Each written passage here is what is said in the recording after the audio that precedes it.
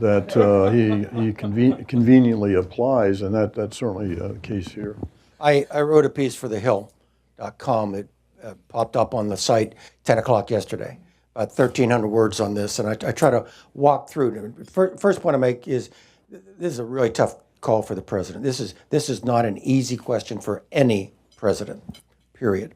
But we talked earlier about what the words matter, and he set the context, and okay, he's not responsible for the synagogue killing, but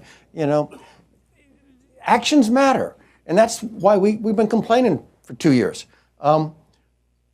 What we have done in our relationship with the kingdom is personalize it.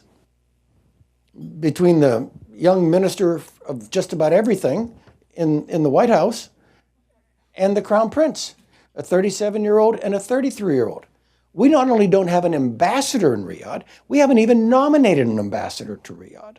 And so rather than having the structures of government, which I think, Jim, gives us a better chance of being, I think, tougher, as you suggest, after the murder, we have this thing based on a personal relationship, which is just structurally and procedurally wrong.